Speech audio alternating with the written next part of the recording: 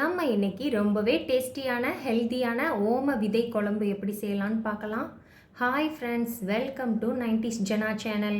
என்னோட சேனலை first time பார்க்குறவங்க சப்ஸ்கிரைப் பண்ணிவிட்டு பக்கத்தில் இருக்கிற பெல் பட்டனை அழுத்திக்கோங்க.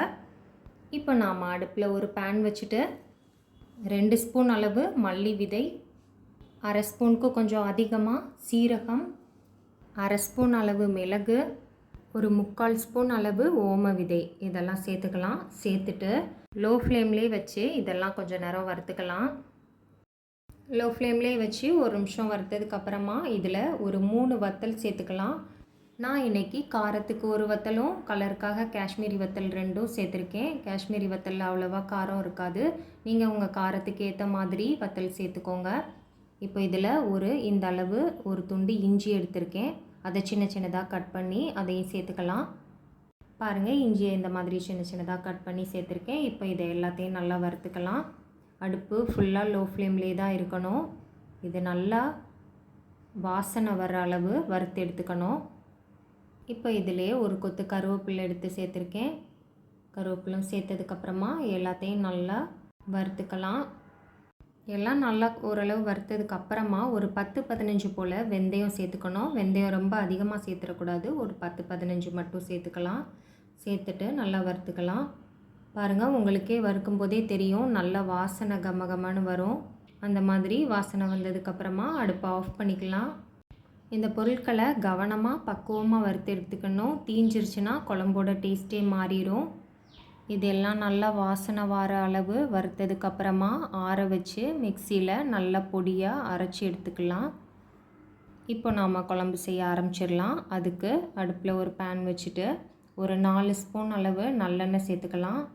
எண்ணெய் சூடானதும் ஒரு 3/4 ஸ்பூன் அளவு கடுகு, ஒரு 10-15 போல் வெந்தயம் சேர்த்துட்டு கடுகு வெடித்ததும் நம்ம கட் பண்ணி வச்சுருக்கிற ஒரு கைப்பிடி அளவு சின்ன வெங்காயம் சேர்த்துக்கலாம். அதாவது எண்ணிக்கையில் பார்த்தோன்னா இது ஒரு 30 வெங்காயம், சின்ன வெங்காயம் அளவு இருக்கும். அது பெருசாக இருந்ததுன்னா கொஞ்சம் 1-2 கட் பண்ணி எடுத்திருக்கேன். சின்ன வெங்காயத்தில் செய்யும்போது குழம்பு ரொம்ப டேஸ்ட்டாக இருக்கும். நீங்கள் சின்ன வெங்காயம் இல்லைன்னா பெரிய வெங்காயம் சேர்த்துக்கோங்க. இப்போ இதில் ஒரு 20 போல் பூண்டு சேர்த்துருக்கேன். இப்போ இதை எல்லாத்தையும் நல்லா வதக்கிக்கலாம். ஒரு 2 கொத்து போல் கருவேப்பிலும் சேர்த்துட்டு நல்லா வதக்கிக்கலாம். ரொம்ப கோல்டன் ப்ரௌன் ஆகிற வரைக்கும் வதக்கணுன்னெல்லாம் அவசியம் இல்லை. கொஞ்ச நேரம் எல்லாத்தையும் வதக்கினதுக்கப்புறமா ஒரு அரை டீஸ்பூன் அளவு மஞ்சள் தூள் சேர்த்துக்கலாம். மஞ்சள் தூள் சேர்த்துட்டு எல்லாத்தையும் நல்லா மிக்ஸ் பண்ணிக்கலாம்.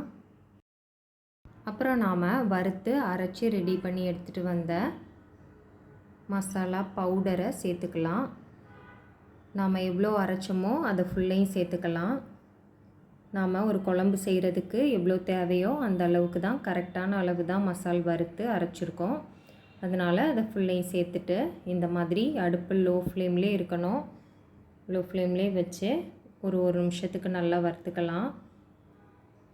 இப்போ இதில் ஒரு மீடியம் சைஸ் எலுமிச்சம்பழம் அளவு புளி அரை மணி நேரமாக ஊற வச்சுருக்கிறேன். அந்த புளியை நல்லா பசைஞ்சு அந்த புளி தண்ணியை சேர்த்துக்கலாம்.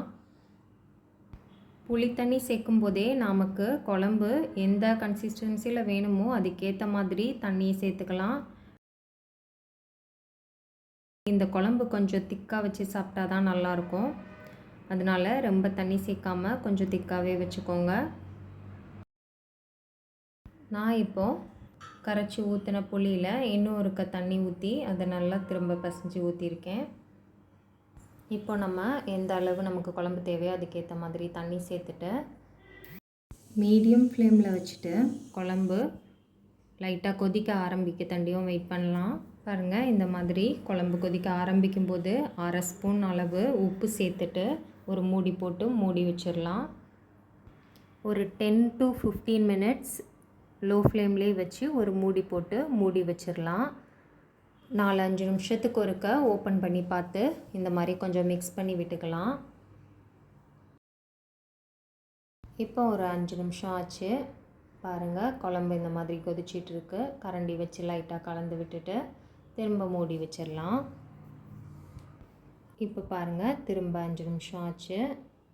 இப்போ ஓப்பன் பண்ணி பார்த்து அடி பிடிக்காமல் கரண்டி வச்சு கொஞ்சம் மிக்ஸ் பண்ணி விட்டுக்கலாம். ஃபைனலாக இதில் இந்த அளவு வெல்லம் சேர்த்துக்கலாம்.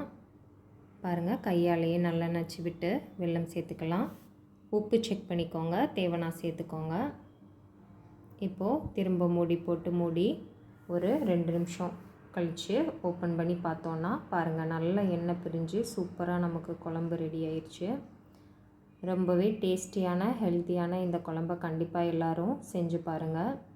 இப்போது அடுப்பை ஆஃப் பண்ணிவிட்டு மூடி போட்டு மூடி ஒரு 5 to 10 நிமிஷம் அப்படியே அந்த சூட்லேயே விட்டுடலாம். பாருங்கள், இப்போ நமக்கு ரொம்பவே டேஸ்டான ஹெல்த்தியான ஓம விதை குழம்பு ரெடி ஆயிடுச்சு. கண்டிப்பாக எல்லோரும் ட்ரை பண்ணி பாருங்கள். ட்ரை பண்ணி பார்த்துட்டு எப்படி இருந்ததுன்னு சொல்லி எனக்கு கமெண்ட் பண்ணுங்கள். என்னோடய சேனல் பிடிச்சிருக்குன்னா லைக் பண்ணுங்கள், சப்ஸ்கிரைப் பண்ணுங்கள்.